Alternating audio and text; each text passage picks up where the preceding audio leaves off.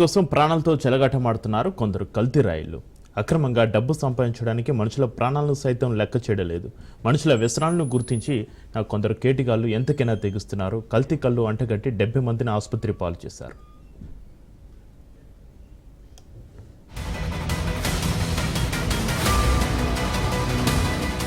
కామారెడ్డి జిల్లాలో కల్తీకల్లు పలువురి ప్రాణాలతో చెలగాటమాడుతోంది. కల్తీకల్లు తాగి 70 మంది అస్వస్థతకు గురయ్యారు. వింత ప్రవర్తనతో ఆసుపత్రుల పాలయ్యారు. కల్లులో మత్తెక్కించే రసాయనాలు అధిక మోతాదులో కలవడం వల్లనే ఈ ఘటన చోటు చేసుకుంది. తాజాగా కామారెడ్డి జిల్లా నస్రుల్లాబాద్ మండలంలో కల్తీకల్లు తాగి పలువురు ఆసుపత్రి పాలు కావడం కలకలం రేపుతుంది.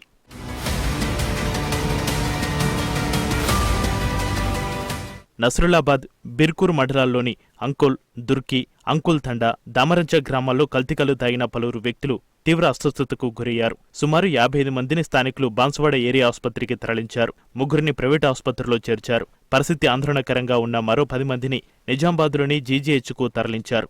బాధితులలో కొందరు మతిస్థిమితం కోల్పోయి వింతగా ప్రవర్తిస్తున్నారు. వీరిని చూసి కుటుంబ సభ్యులు ఆందోళన వ్యక్తం చేస్తున్నారు. అయితే కల్లులో మత్తునిచ్చే రసాయనాలు అధికంగా కలపడం వల్లనే వారు వింతగా ప్రవర్తిస్తున్నారని వైద్యులు తెలిపారు. 69 మంది పేషెంట్స్ ఆల్కహాల్ అంటే తాడి తీసుకుని రావడం జరిగింది. దాంట్లో 58 మంది ఇప్పుడు మా దగ్గరే ఉన్నారు. వార్డులో వాళ్ళ సిచ్యువేషన్ ప్రస్తుతానికి కంట్రోల్లోనే ఉంది, స్టేబుల్గానే ఉన్నారు.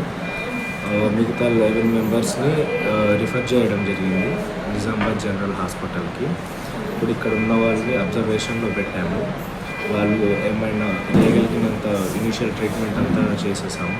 హాస్పిటల్లో చికిత్స పొందుతున్న కల్తీకల్లు బాధితులను మాజీ స్పీకర్ పోచారం శ్రీనివాసరెడ్డి పరామర్శించారు. బాధితుల పరిస్థితిపై వైద్యులను అడిగి తెలుసుకున్నారు పోచారం. బాధ్యులపై కఠిన చర్యలు చేపట్టాలని అధికారులను ఆదేశించారు. కల్తీ కళ్ళు తాగటం వల్ల దాదాపు 60 మంది అస్వస్థతకు గురయ్యారు. వారి యొక్క ఆరోగ్య పరిస్థితిని గమనించి కొంతమంది నిజామాబాద్ పంపించారు. మరొక 2-3 వారి అవసరాల నిమిత్తం, వైద్య నిమిత్తం కామారెడ్డి కూడా డాక్టర్లు తగు చర్యలు తీసుకోవడం వల్ల, సిబ్బంది వెంటనే స్పందించడం వల్ల వారికి ఏనాటి ప్రమాదం లేకుండా కాపాడగలిగారు. ఎక్సైజ్ డిపార్ట్మెంట్ వారికి ప్రత్యేకంగా చెప్పేది, చేతులు గాలినాక ఆకులు పట్టుకోవడం కాదు, ఇది అరికట్టాలి.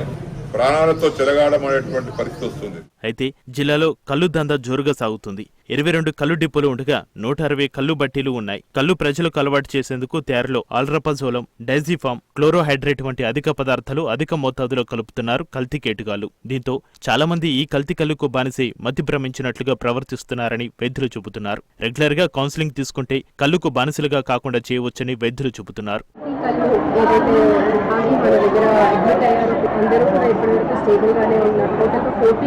నిజామాబాద్ పంపించడం జరిగింది. అందులో ఒక ప్రైవేట్ హాస్పిటల్లో చికిత్స పొందుతున్న వారు కూడా బాగానే ఉన్నారు. అలాగే 30 మెంబర్స్ గవర్నమెంట్ హాస్పిటల్లో ఉన్నారు, వారు కూడా స్టేబుల్గానే ఉన్నారు. తర్వాత ఒక 10 మెంబర్స్ని కామారెడ్డి హాస్పిటల్ పంపించడం జరిగింది.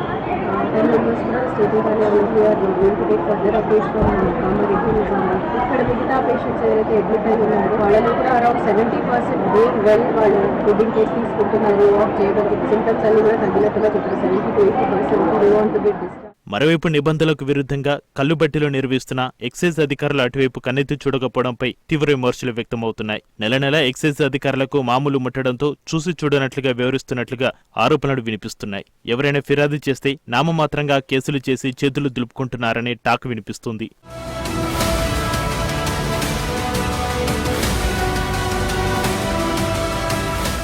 కామారెడ్డి జిల్లాలో కల్లు డిపోల నుంచి చాలా గ్రామాలకు మత్తు కల్లు విచ్చలవిడిగా పెద్ద వాహనాల ద్వారా గ్రామాలకు సరఫరా చేస్తూ సొమ్ము చేసుకుంటున్నారు కల్తీ రాయిళ్లు.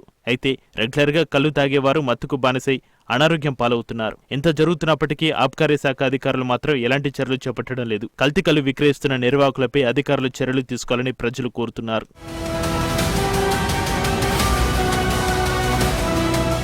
ప్రభుత్వ నిబంధనల ప్రకారం కల్లు తయారు చేసిన ప్రాంతం నుంచి ఇతర గ్రామాలకు కల్లును సరఫరా చేయవద్దు. కానీ ఆబ్కారీ శాఖ అధికారులతో కల్లు డిపోల యజమానులు కుమ్మక్కై ఇతర గ్రామాలకు వాహనాల ద్వారా మత్తు కల్లును సరఫరా చేస్తున్నారు. కల్లుకు బానిసైన పేద ప్రజలు అప్పులు చేసి అఘాయిత్యాలకు పాల్పడి కటకటాల్లోకి వెళ్తున్నారు. దీంతో పేద కుటుంబాలు, వారి పిల్లలు రోడ్డున పడుతున్నారు.